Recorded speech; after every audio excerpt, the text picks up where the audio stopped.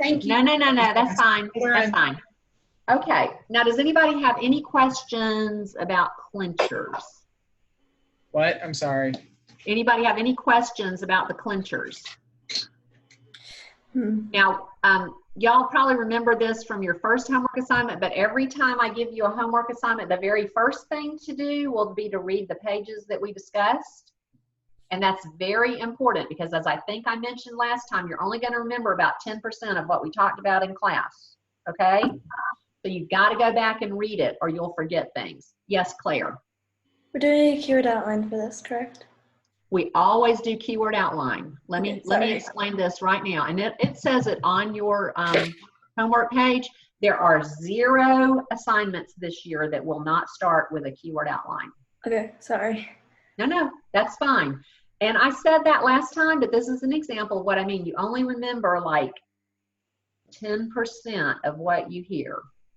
So your most important tool for this class is your handbook, and particularly for your homework assignments, make sure that you read it. I had one poor little guy last year in level 1 who wrote totally the wrong paper because he thought he knew what I said in class and he didn't actually read the homework assignment page. So then he had to totally redo his homework. You don't ever want to have to redo homework. That is really annoying, right? Okay. So yeah, and I'm happy to answer those questions. And Claire, thank you for bringing that up because that's very important. There are 0 homework assignments that will not include keyword outlining this year. Yes. How many? 0. Everybody. 0. 0, right. Okay, that's good. Because the whole point in keyword outlining is to get away from the written source, right? Yes. And if we don't make a keyword outline, then our only other option is to use the written source. Yeah. And that leads to plagiarism. No one likes right? it. And plagiarism is not something we want to get involved in. We want to learn never to ever have to be accused of that. Yes. Right? Okay. So that's the number one thing. You don't want your thinking poisoned by somebody else's writing. Okay. Now let's get back to the style that I started to talk about, but then I decided we needed to go ahead and do topic clinchers. Okay. Turn to page 52.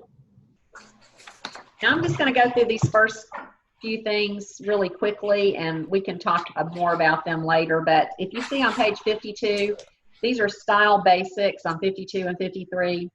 And these are not on your checklist. Well, actually, U is on your checklist. But we talked already about how annoying that was to see the word horse in every single sentence of the horse paragraph. It's best, if you can think of it, to use some other thing like a pronoun or magnificent beast or whatever it was that y'all said that we could use instead of horse. Okay? So if you can avoid repeated words, it's almost always possible to find synonyms, right? Doesn't mean you can't use the same words some, you just don't want to have them in every sentence. Horse, horse, horse, horse, horse, horse. That's really boring. Does that make sense? Yes. Okay. Also the word you, we're not ever going to be talking about ourselves in this class unless when we get to the stories way after Christmas. So we're not ever going to use the word I or me. And also the word you is always banned no matter what you're writing. Unless I'm writing to you, giving you instructions, there's no reason to use the word you. So we'll talk about this more, but it's actually a banned word. And so you want to talk about the particular person that you're talking to. But we'll talk about that more as we go on. Stage directions is things like saying, this paper is about blah, blah, blah. Okay, you don't ever talk about your writing. And then also using the word there as a sentence opener automatically makes a sentence more boring. Like, there was a crowd. But we'll talk about those more later. The ones I really want to get to today, which are super, super important and really will start to make a difference in your writing, is on page 54. These are called dress-ups. Now, those of you that have done IEW before, I'm sure are familiar with the concept of dress-ups. And so dress-ups are words that we put into our sentences to give more variety and to help your reader explain more exactly what you mean. And there are 6 different ones. We're going to learn 3 today, okay? And the way we mark dress-ups in our sentence, once I teach you a dress-up, it'll have to be in every dress-up. Each kind of dress-up will be in every paragraph from then on, and it'll be marked. And the way we mark them is we bold the word and we underline the word, and it'll also be in bold so that it stands out when I'm grading so I can find your style. All right, I'm going to start with the who, which clause, which is right there on page 54. Yes, Jonathan? Well, in the IEW, they had us take points off if we didn't have a who or a which. Yes. Will you be Yes, doing you will that lose. here? Yes, you will lose points, and I'll show you the checklist in a few minutes. Yes, you must include them. They're not optional. Some teachers don't make people include them in every single one. I do. And the reason I do is because the only way you're ever going to get to where it's natural is if you practice it all the time. And that was the genius of Morgan McKay, JT's sister. Even in level 3, when I didn't make them include every single thing in every single paragraph, Morgan McKay kept right on doing it because she knew that the more she practiced it, the better she would get at it. So she just kept doing it, even though I said she didn't have to. That was in level 3, though. That doesn't happen in level 1 or even in level 2. So the more you practice these things, the better you will get at them, and that's why I require them in all the paragraphs, okay? I have a method to my madness. All right. So the first one is the who, which clause. It's an adjective clause. It doesn't matter if you know that or not, and it follows a noun, and it begins with either a who or a which. So here's some examples. There's 2 ways to use them. You can combine 2 short sentences into a longer one using a who or a which. Or you can add detail to a sentence using a who or a which. Now, we always use who for people, and we use which for everything else. Unless it's something that's been personified, like a talking tree.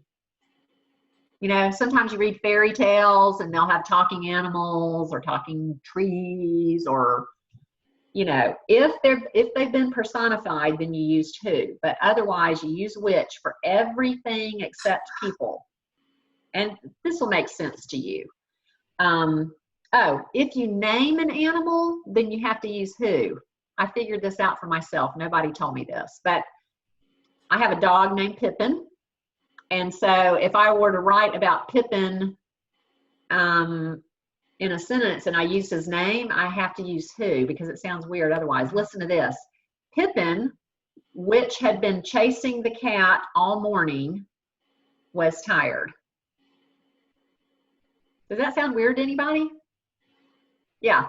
I guess even just naming something like an animal, a dog or a horse or whatever, automatically gives it personhood. That's what personification means. It's putting any human attributes on an animal.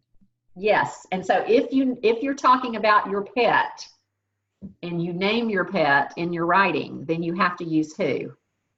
Kind of crazy. All right. Otherwise, if I'm just talking about the dog, it's which. Now we're going to do some exercises on this in just a minute. What if you instead of name me, huh? What if you name your dog? That might get kind of confusing. I suppose if everybody understood that you were naming it, then you would have to use who, right? Because it's a name instead of just a thing, right? All right, we're going to do some exercises on this in just a minute, which will be make things more clear. The second one we're going to do are ly adverbs, and an adverb does what? What does an adverb do? Who remembers their grammar? It modifies a verb. Yes, and modifies means describe. So it describes an action or a state of being. So for instance, if I said John ate, an ly adverb would tell me how John ate. John ate ravenously. That would be an ly. It tells us how John did it. Anne spoke in a trembling voice. When did Anne speak? Anne finally spoke in a trembling voice. So an adverb tells us how, when, or where something happens. So let's see. I've got a wonderful bunch of words here for you on pages 64 and 65. If you'll flip over to my toolbox section.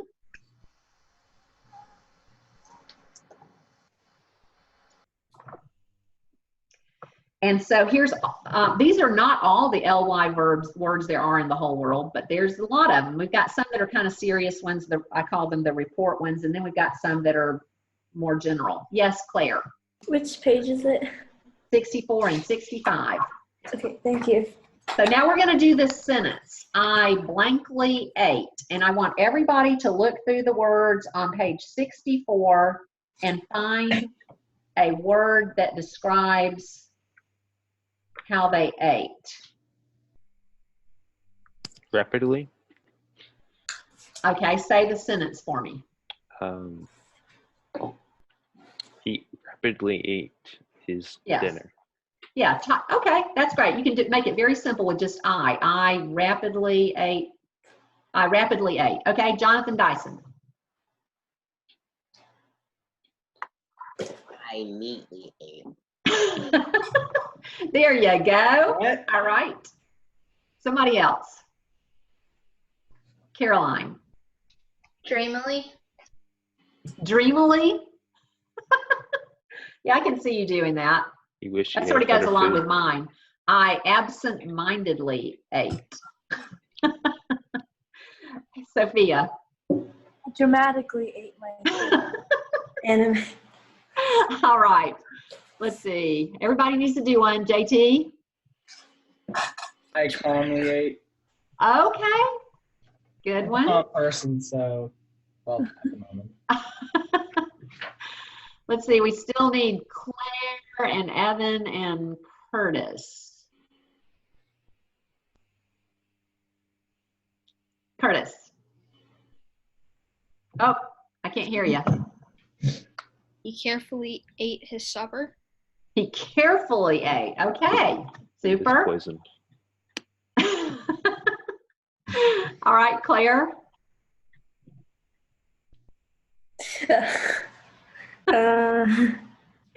Y'all are going to all have to get over this shyness. Well, he properly ate? Oh, okay. And Evan, last but not least. He awkwardly ate. Okay, y'all did a great job with this. So you see, there's so many LYs that you can pick. Really, you could have them in almost every sentence, but that would get tiresome, wouldn't it? We don't want to do one thing like all the time because that would get tiresome. But when we read a Jack London story later this year together, he seemed to be awfully fond of LYs. He'd get 2 or 3 in one sentence sometimes. That seemed to be his favorite style thing of all. So there are so many LYs and you never have to repeat the same one. And you got to pick one, though, that makes sense with your sentence. Like you wouldn't want to write, they quickly built the pyramids. Right? That wouldn't make any sense. Yeah. So the point of all these style things is to more clearly communicate to your reader. And quickly building pyramids would not communicate actual facts, would it? No. We might say they laboriously built the pyramids. They, oh, and just because a word has an ly on the end doesn't mean it's an ly adverb. Like the word friendly is not an ly adverb. That's an adjective. A friendly girl, that's describing a noun, not a verb. You wouldn't say, I friendly ate. No. Right? Yes. So you gotta check it out and make sure it's really an adverb. Okay, and the third one we're going to talk about, we're going to do exercises on all of these in just a minute. That'll help with this. So the third one on page 55 are strong verbs. Now, look at this list of verbs that I have banned already. And if you've done IEW before, you've probably seen these. Anybody had a banned verb list that they've had to use before? Okay, what's wrong with verbs that get banned? Why do they get banned? They're They're used to. boring. Why are they boring? They don't Jonathan describe Herman? anything. They're Yeah. used to too much. Yeah, they're used to mean too many things, right? Like the word nice. That's not a verb, that's an adjective. We'll talk about that next time. Let me think of an actual. What about said? All right. If I wrote, Mom said, sit down. Now, I'm sure your mom has said to you before, sit down. Is there anybody here whose mom hasn't told them to sit down before? I didn't think so. Okay. So if I wrote, though, Mom said, sit down. How do you think Mom said that? Order. Do you get any kind of sense in your brain about how your mom said that? Yes. If I just write, Mom said, sit down. No, but if I say, Mom hissed, sit down, then you get an idea, don't you? Sit down. Yes. Sit down. Has anybody's mom ever done that to them? Like in church, maybe? She has ordered me to sit down. Huh? I did. Ordered. Has anybody's mom ever screeched, sit down? Right? Now, what if your mom has something kind of sad to tell you? How would she say it? Somberly? Right. So if I said, sit down, honey, and I wanted my reader to get that, I'd have to use a word, right? Yeah. I'd have to use a word that kind of gave you this idea. So these verbs are banned because they are not useful. They're used for too many things. And let me show you. I've got a banned word list for every one of these verbs that you cannot use anymore. So if you look on page, and the reason you can't use them is because they mean too many things. And a word that can be used to mean almost anything, in writing, that word means almost nothing. Does that make sense? If a word is all purpose and you can use it to mean 1,000 different things, then your reader isn't going to get anything out of it. And that's why it's banned. Makes sense, doesn't it? Yeah. Because the point of reading is to make it impossible for your reader to misunderstand what you're trying to tell them. The point of writing and the point of somebody reading it. Okay, so look on page 67. We've got replacement words, and you'll see lots of categories, and this is why they're banned words. They're used for too many different meanings. Just look at what look is used for, or see. It can mean to look at something, to look for something, to watch for something, to look into something, like examine, to go to see something. It can even mean to understand something. Oh, I see. You write that? Nobody's going to know what you mean. I understand. I perceive. I grasp. I comprehend. Right? But if you write, I see, your reader does not know what you're talking about. All right? So all the way through page 71, I've got different replacement lists. And I want you to see on page 70 and 71, I've got 2 pages of replacement for the word said. And they're in categories. If you look at them, they kind of come in categories. So lots of ways to say the word said without saying it, right? Okay, now let's do some quick exercises just to give us a little bit of practice before you're doing your homework. Turn to page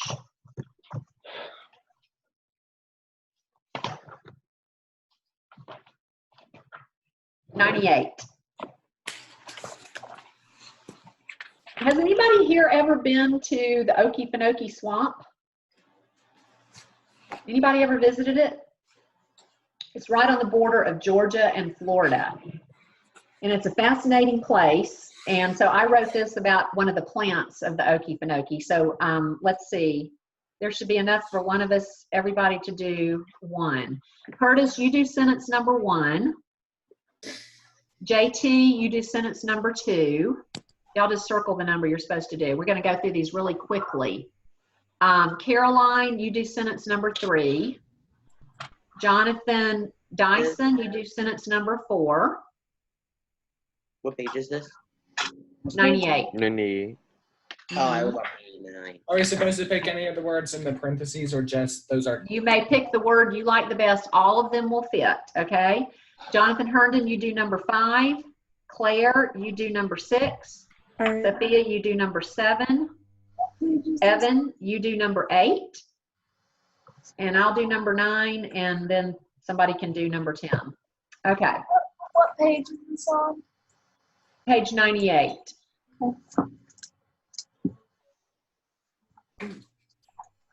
Let's see, who was that asked? Do you need to know your sentence number? I was just asking what page it was on. Okay, all right. I think I you're can do doing number 10. You'll do number 10? Okay. So all of these words will fit, or you might have something that pops into your head that you like even better that isn't on this list, and that's fine too.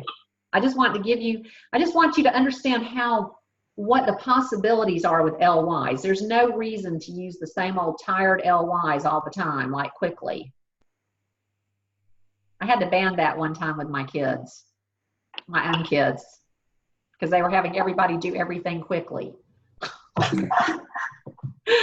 And I'd like for you to use different ones in each one of your paragraph. Don't just get an LY and just keep beating it like a drum, okay? Try to vary your LYs, because that gets boring too, even if they're in different paragraphs. Okay, so let's see. Who has number 1? Was that you, Curtis? The superstar plant of the Okanee Swamp is unsurprisingly the cypress tree. Great choice. Okay, JT, number 2. Fortunately, it grows in the murky swamp water.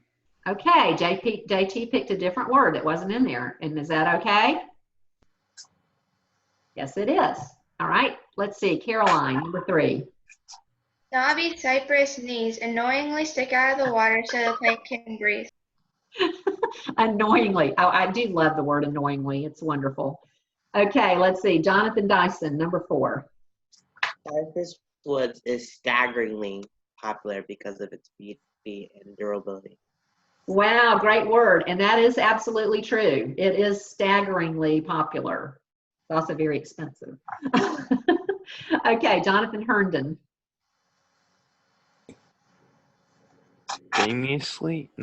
Primarily it makes long-lasting singles. Excellent. Okay. Couldn't Have find y'all them. ever seen cypress shingles on a house? They kind of start out this bright tan color, and over time they weather to this beautiful silvery gray. Okay, let's see. Claire. In the 1920s, loggers dominantly invaded the wilds. Ooh, I love that. Okay, let's see. Sophia, number 7. I can't find the page. It's 98. We're on page 98.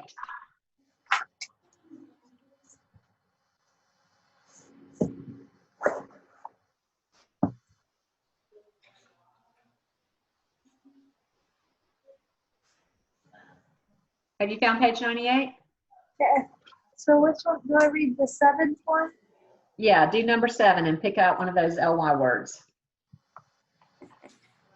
The loggers rapidly stripped the swamp of cypress trees. Excellent. Okay, and Evan, number 8. Eventually, so few trees remained that logging was no longer profitable. Right. The loggers left and the trees gradually grew back. And JT, I think you said you do number 10. Yes, ma'am.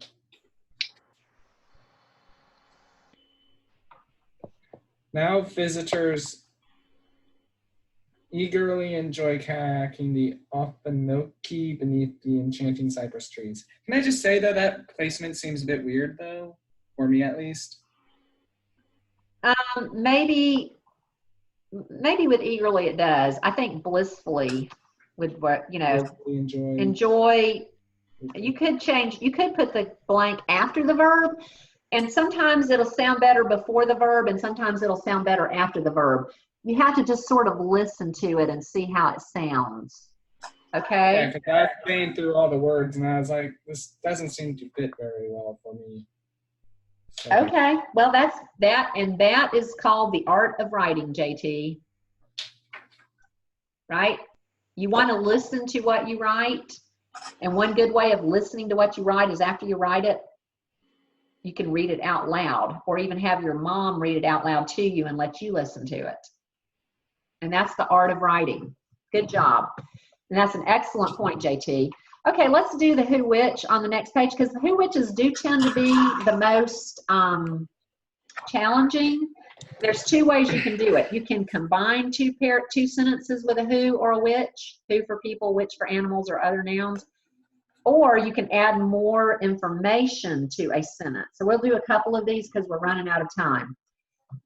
Okay, so if I want to use which to combine these two sentences, number one on page 99, I would do it like this. Atlanta, which boasts the busiest airport in the world, served 88 million passengers in 2009. So I would put a which, a comma and a which after Atlanta.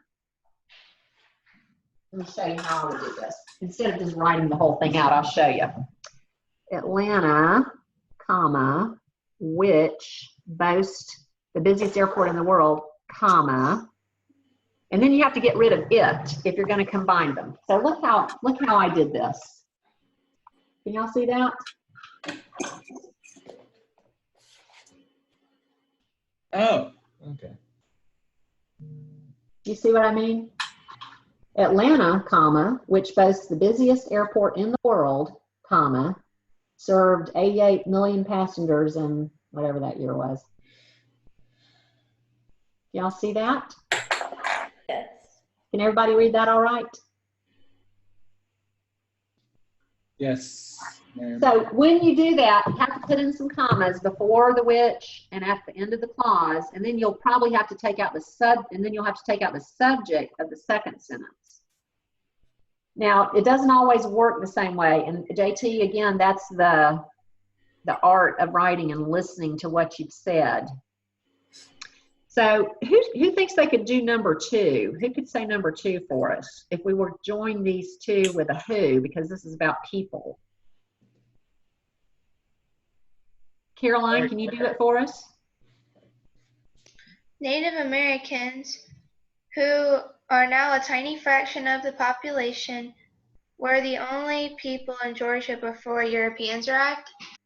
Yes, that's one way you could do that. And sometimes there are two ways you can do a sentence. Sometimes there's only one way. And so you have to listen to it. And Caroline, that's great. So who could do it the other way? Does anybody know understand what I mean? Jonathan Dyson. Georgians who used to live mostly in ruins areas now typically dwell in cities.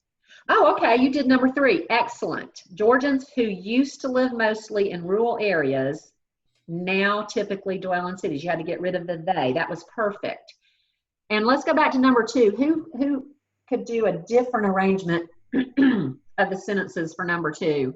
It would, either way works, but it doesn't always work that way for every combining. Just, you have to listen to it. Sophia. Native Americans, who were the only people in Georgia before Europeans arrived, are now a tiny fraction of the population. Exactly. So it would work the way Caroline did it. It worked the way Sophia did it. Caroline put the second sentence first. Sophia put the first sentence first. Okay? And then somebody do number four for us. Somebody that hasn't done one yet.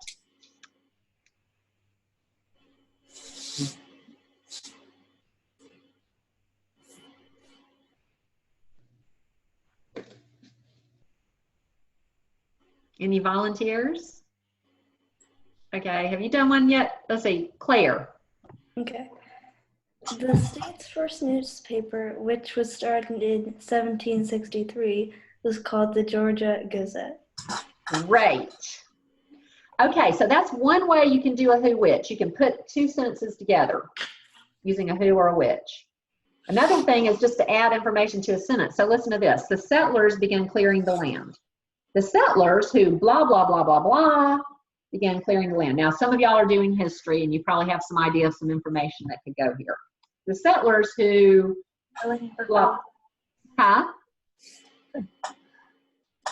What'd you say, Sophia? I said who wanted to build colonies. Okay, Or perfect. like settlers who just arrived from England or something. Okay, that would work. Somebody else. Instead of clearing the land, you could say cultivated. Yes, you could. And this would be your own sentence, so you could say whatever you liked, right? So the settlers who something began cultivating the land. Okay, what would you put in there in the middle?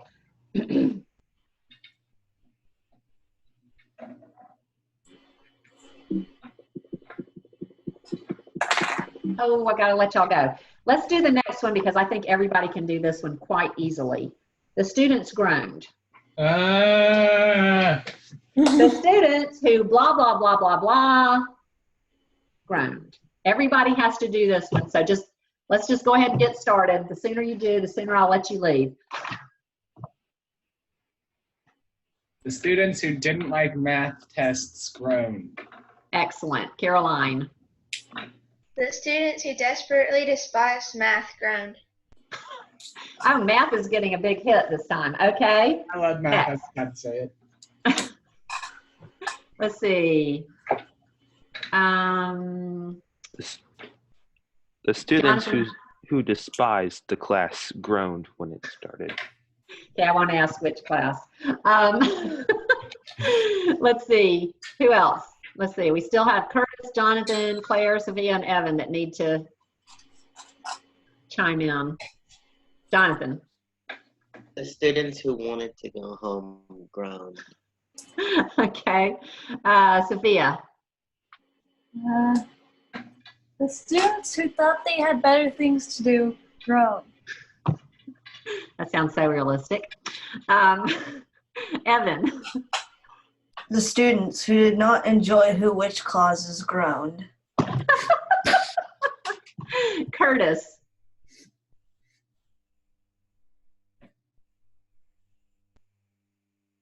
Muted. Yeah. The students who messed up their piano lessons groaned. Okay. Now y'all should be. JT, what did you say? I know how that feels, Curtis. Okay, y'all look quickly at the next page. Does anybody have to go right this minute? Nope. Okay. So everybody, let's see. Curtis, do number 1. Sorry, Curtis, you keep getting number 1 because you logged in first. JT, do number 2. This is on page 100, the next page. Caroline, do number 3. Jonathan Dyson, do number 4.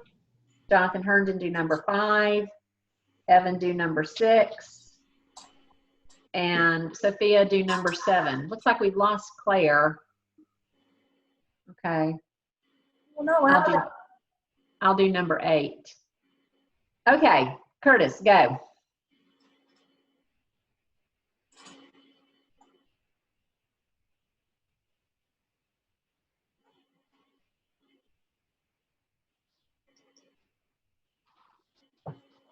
Curtis, can you hear me?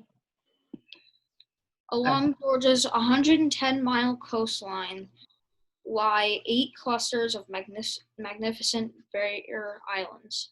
Great. Now, remember, the point of strong verbs is to give an image or picture in reader's mind. So it's always best if you can get rid of the state of being verbs like to be and put an actual verb that communicates more to your reader. Okay, let's see. JT, number 2.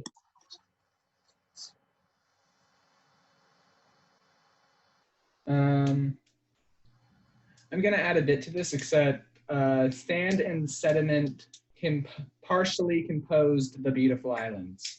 Oh, okay. He's getting in there with his LI right away. Okay, excellent job. All right, Caroline. Because of tides and storms, their shape shifts constantly. Great. Jonathan Dyson.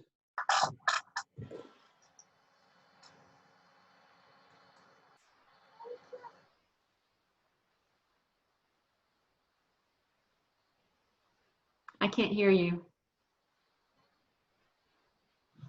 You're muted. Fair Islands comprise 4 parts: the beach, the dunes, the maritime forest, and the salty marsh. Great. Okay, Jonathan Herndon, number 5. The beach acquired the prize for being the favorite part. Oh, acquired. I like that. Awesome. Okay, number 6. Was that Evan? Is that Claire? Who was that? Okay, Evan, number 6. I have a question. Oh, okay. Who had a question? Claire? What are we doing? I assigned you sentence, I think, number 7 to. I Oh didn't. no, Claire, you weren't there. I assigned Sophia. You do number I don't know 9. what we're doing. I missed something. Page 100. Page 100. Page 100, replacing the Yes. verb with a stronger one. Oh, okay. Sorry. Yes. Okay, let's see. Whose turn was it? Evan, number 6. Many people travel to Georgia's beaches each summer. Right. Number 7, Sophia.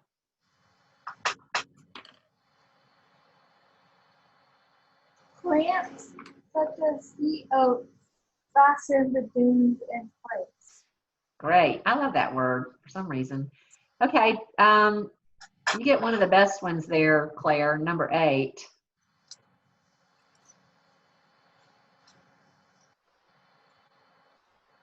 I think behind the dunes stretches the maritime, sorry, forest full of saw palmettos and live oaks. Great. Last, the salt marsh couples the barrier island to the mainland. Okay, and y'all can finish that at home. Now let me show you your homework assignment. Did everybody have a sticky tab on their assignment page? Yes. If you did, take it off and now stick it on page 199.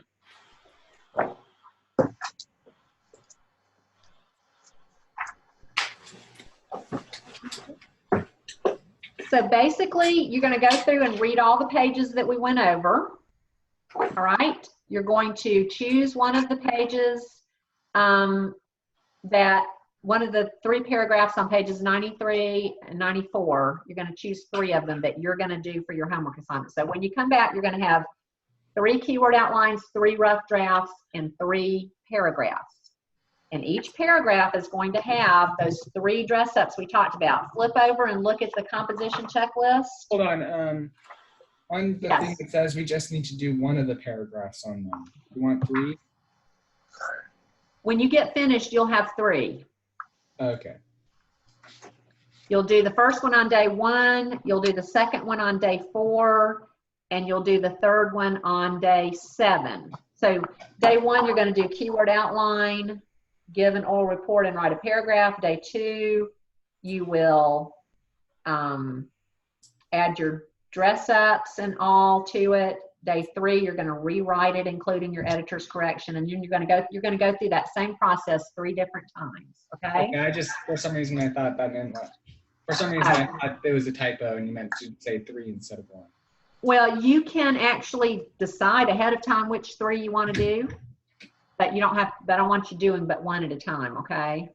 Read all the paragraphs and pick the 3 you like the best, because your writing's always going to be better when you can choose what you want to write about. Okay. There's a really funny one in there called eggplant. There are the Scottish warrior ones that are fascinating. So just pick the ones you like the most. All right. So look at the checklist on page 200. and you will see it has Roman numeral 1, Roman numeral 2, and Roman numeral 3. That's for each of your paragraphs, okay? And so then down at the bottom, you have your style elements, and you have to include your ly adverb, your who, which, and your strong verb for each of the paragraphs, and mark them with bold underlines. Okay? Now, I know y'all are going to have a lot of questions because we went over a lot of stuff. And if you've got questions, other people are going to have questions. So be sure and email me. And don't email me on the weekend, y'all, because if you do, I'm probably going to miss it. Email me Monday through Friday during the school day. Yes, Claire? Which page shows the checklist? The checklist is on the back of the assignment page. Okay, thank you. All of the handbook is set up the same way. You have the assignment on one side and your checklist on the other. And then, of course, you can print it off for your own use if you want to off of ThinkWave. Yes, Jonathan? I was just saying that I have something else. Okay. All right. Well, we're done, and I'm sorry to keep y'all late. Listen, I want everybody online on Zoom ready to go at 10 o'clock next time. Okay? Yes, JT. Do you want us to do bold underlines for both rough and final, or just final? Well, it's easier for you if they're marked, but I don't care as long as they're on mine. But it would be easier for you to mark them some way. I mean, you know, underline them if you're handwriting. You know, do something so that you will know that you've actually done them, right? Okay, so do them for both in rough and final.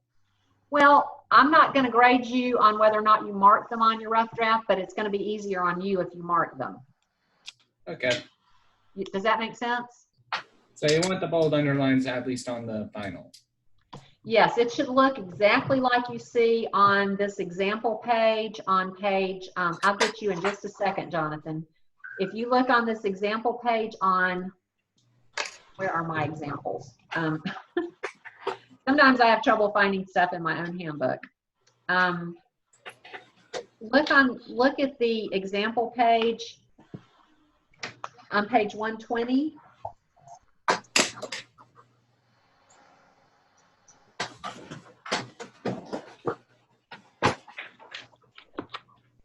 Don't worry about the numbers yet. What I'm mainly interested in right this second is the underlines. Notice how the words that are underlined on page 120, and they're also bolded. Do y'all see that? Yes. That's how I want your dress up smart. And I don't want but one of each kind marked. You can use as many as you want in every paragraph, but in each paragraph, I only want one of each kind marked. Okay? Yes. If you want to put LYs in every single sentence, that's awesome. But how many LYs do I want marked in a paragraph? One. One. One. That's because when I read your paper, I count all the underlines to see if they're the right number in the paragraph, and then I go back and I individually look at each underlined word and make sure it really is what you said it is. Right? So I really do check. I check to make sure that y'all, and the reason why is because I want you to practice it, because unless you practice it rigorously, you're not going to get better at it. Okay? If you get stuck and you can't get any help, and your editor can't help you, if you're having trouble, I can't think of who which, then get in touch with me. You and your editor talk about it, and if y'all still are having trouble, then contact me, okay? I'm here to help you. I want to help people who want to get better. Jonathan, I think you raised your hand. Yes. When you said the final drafts, do you want the final drafts also in a PDF, like the rough drafts, or just a document? Final drafts are always in Word documents. Okay. Just like you did for this time. And it's one file, but each one will be on a separate page with their own heading, because these are 3 totally unrelated paragraphs, okay? Does that make sense? So you'll upload one PDF with your keyword outlines and your rough drafts, and you'll upload one Word document with 3 separate pages for your 3 separate paragraphs, but they'll still all be in one file. Does that make sense? Do you want like the second paragraph to say 102 and the other one to say 103, or just no header this time? All 3 paragraphs in one file, but they all have their own header because these are all separately assigned things, okay?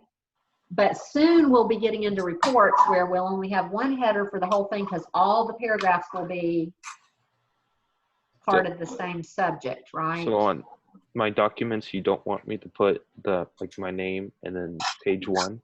For this one, yes. You don't have to put page 1 at the top of the first page, but do the, yeah. And this will become clear soon because soon the way we do things are going to change, and then that will make total sense. Right now, I'm just having you practice it, okay? But since they're all on like different papers, do I have to put the page numbers on the different papers? Well, they're all in the same file, so yes, you do. They're all in one Word file, okay? After a while, none of this is going to make any difference because again, we're not going to have separate pages for every paragraph. But right now, that is kind of the confusing part to people. But if I don't teach you to do it that way now, then it'll be more confusing later. So it's better just go ahead and get it over with now, right? Okay, these are all really good questions, you guys. And I promise you, I am happy to answer questions. I got some good questions over the weekend, over the week last time, and I want to help you. I don't want anybody suffering in silence, okay? Okay. Any other questions right now? Please make sure to turn off the recording before you end. Oh yeah, okay. And then I've got to do something with it. I guess All you have to do is tell it where you want it to file, and then you can just send it. Well, I'll have to put it on YouTube. I think that's the only way I have of actually uploading it. So Okay. I'll do that. Okay. Okay. All right. Thank you, guys. Thank you. Claire, if you don't have any more questions, you can go. Thank you. Okay. Thank you. Thank you. Bye. Bye.